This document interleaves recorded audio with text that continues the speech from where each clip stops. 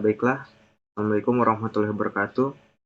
Perkenalkan, nama saya Gilang Ramadan dengan stambuk F1212046. Di sini saya akan mempresentasikan PowerPoint dari mata kuliah Geologi Minyak dan Gas Bumi yang berjudul Petroleum System, Trap, Seal, Reservoir, Migration, and Source. Baiklah, apa itu sih petroleum system? Nah, sistem petroleum adalah serangkaian unsur dan proses yang harus ada agar hidrokarbon atau minyak dan gas bumi dapat terbentuk dan terkumpul di bawah permukaan bumi. Melibatkan batuan sumber, migrasi, reservoir, perangkap, dan batuan penutup. Nah, adapun komponen penting dari petroleum system yaitu yang pertama ada source rock atau batuan induk, yang kedua ada reservoir rock atau batuan reservoir, shell rock atau biasanya disebut penutup atau cape rock, yang keempat ada proses migration, yang kelima ada trap atau jebakan. Lanjut, source rock atau batuan induk merupakan unsur pertama dalam pembentukan hidrokarbon. Source rock adalah batuan yang memiliki banyak kandungan dari material organik, sisa-sisa hewan, dan tumbuhan.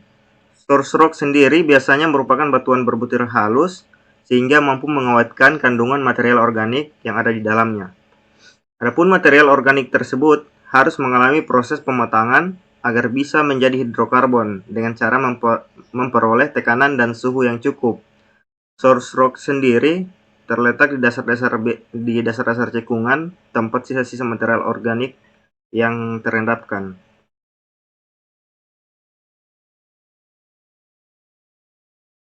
Nah, apa sih faktor terbentuknya source rock?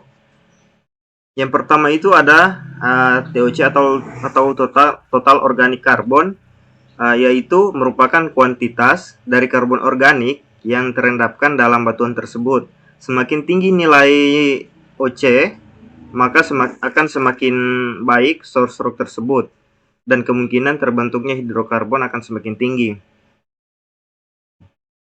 Kemudian ada kerogen. Kerogen ini merupakan kualitas dari karbon organik yang terendapkan dalam batuan induk tersebut. Kerogen merupakan hidrokarbon yang akan terbentuk. Kerogen ini ada beberapa tipe, diantaranya itu ya seperti kita lihat di gambar.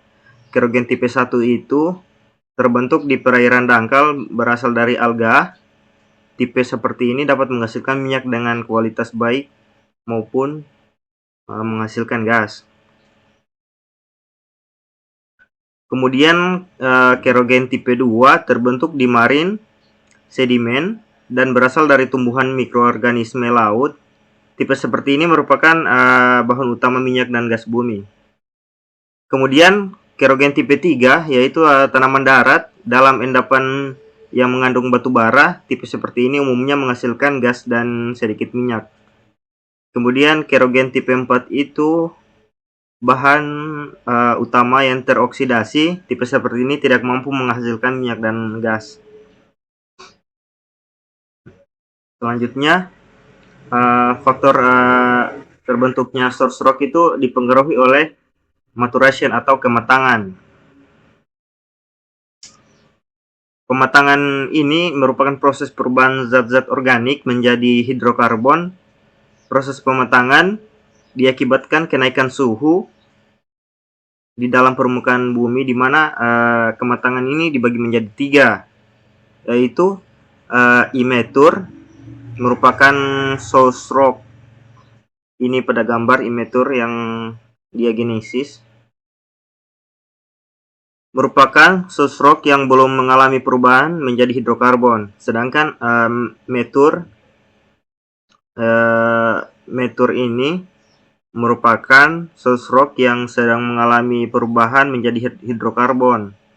Kemudian overmature adalah source rock yang telah mengalami pematangan menjadi hidrokarbon. Nah, ini merupakan minyak yang pada batuan induk batu bara. Kemudian ini pada batuan induk serpi. Ya, yang ini pada lingkungan marin di jenis batuan mudstone. Kemudian kita masuk pada reservoir rock. Reservoir merupakan batuan yang memiliki tingkat porositas atau kemampuan untuk menyimpan fluida dan tingkat permeabilitas atau kemampuan meloloskan fluida yang baik. Sehingga hidrokarbon yang berasal dari batuan induk dapat disimpan dan tersalurkan kemudian terakumulasi dengan baik dalam batuan. Reservoir ini terdiri atas batu pasir, dolomit, limestone, dan fraktur dari ketiganya atau batu pasir dan batuan karbonat. Untuk porositasnya sendiri 15-30%,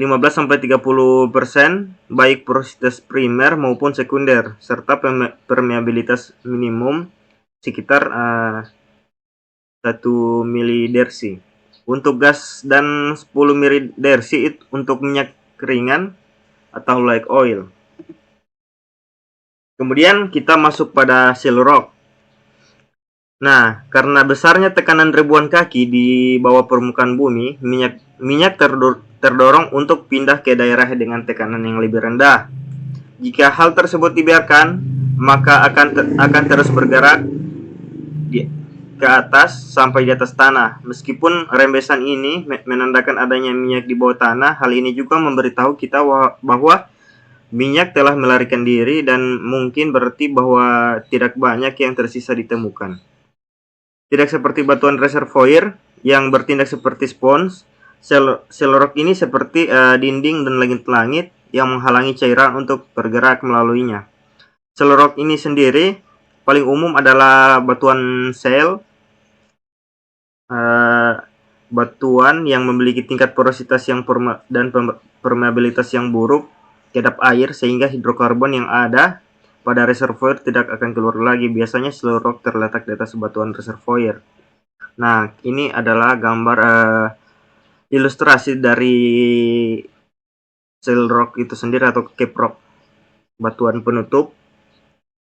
Kita bisa lihat di sini pada gambar air, oil, minyak, dan gas. Kemudian ini pada atasnya ditutupi oleh cape rock sendiri, sekat batuan. Nah, ini merupakan gambar porositas yang rendah untuk bisa menutup dari gas dan oil tersebut. Kemudian kita masuk pada migration. Migrasi adalah proses perpindahan hidrokarbon secara alami dari batuan induk ke batuan reservoir. Yang diperlukan adalah adanya waktu migrasi yang tepat atau proper timing of migration. Karena apabila waktu migrasi tidak tepat dalam suatu petroleum system, maka tidak akan ada akumulasi hidrokarbon dalam suatu reservoir. Proses migrasi disebabkan oleh beberapa faktor. Secara prinsip fisika, berupa adanya gaya kompaksi atau akibat beban lapisan batuan di atasnya, tekanan kapiler, daya serap batuan terhadap fluida, dilantasi perubahan volume lapisan batuan karena suatu gaya, atau diastrofisme, tekanan hidrostatis, dan tekanan hidrodinamis. Nah, pada gambar ini merupakan ilustrasi migrasi hidrokarbon, yaitu proses migrasi dari batuan source rock ke reservoir.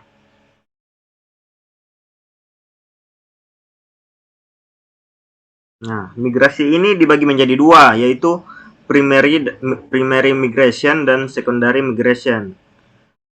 Primary migration sendiri merupakan proses perpindahan atau bergeraknya hidrokarbon yang telah matang dari batuan induk menuju ke batuan reservoir. Sedangkan secondary migration merupakan pergerakan hidrokarbon di dalam menuju tempat akumulasi hidrokarbon atau pergerakan ke arah perangkap. Nah, ini merupakan ilustrasi dari migration sendiri.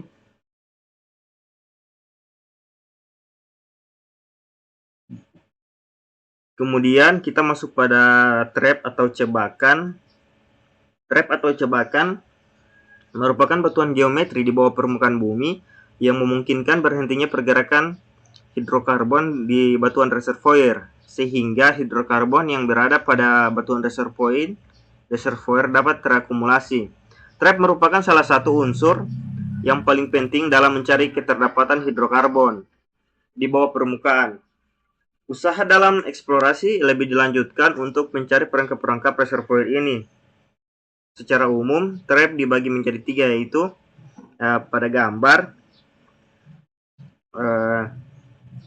jebakan struktural, yaitu jebakan yang dipengaruhi oleh kejadian deformasi perlapisan dengan terbentuknya struktur lipatan dan patahan yang merupakan respon dari kejadian tektonik dan merupakan perangkap yang paling asli dan perangkap yang paling penting.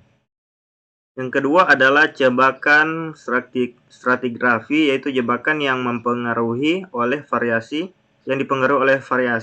perlapisan secara vertikal maupun lateral, perubahan fasies batuan dan ketidakselarasan, dan variasi lateral dalam litologi pada suatu lapisan reservoir dalam perpindahan minyak dan gas bumi. Yang ketiga itu ada jebakan kombinasi, merupakan kombinasi antara struktural dan stratigrafi, di mana pada perangkap jenis ini merupakan faktor bersama dalam membatasi geraknya atau jebakan minyak dan gas bumi.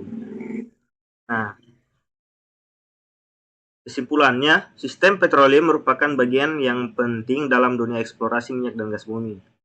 Sistem petroleum terbagi menjadi batuan sumber, migrasi, batuan reservoir, dan batuan penutup atau caprock dan perangkap jebakan. Selain minyak dan gas bumi yang terbentuk dalam batuan sumber akan mengalami migrasi ke batuan reservoir yang terbentuk akibat adanya suatu jebakan atau perangkap. Perangkap merupakan tempat terjebaknya minyak dan gas bumi dan perangkap strategis. Dan secara geologi, perangkap dikelompokkan menjadi 3 jenis, yakni perangkap stratigrafi, perangkap struktur, dan perangkap stratigrafi dan struktur. Informasi keberadaan reservoir dan perangkap merupakan informasi yang harus diketahui untuk kepentingan eksploitasi minyak dan gas bumi. Yang baik, sekian saja presentasi dari saya. Kurang lebihnya saya mohon maaf. Saya akhir. Wassalamualaikum warahmatullahi wabarakatuh.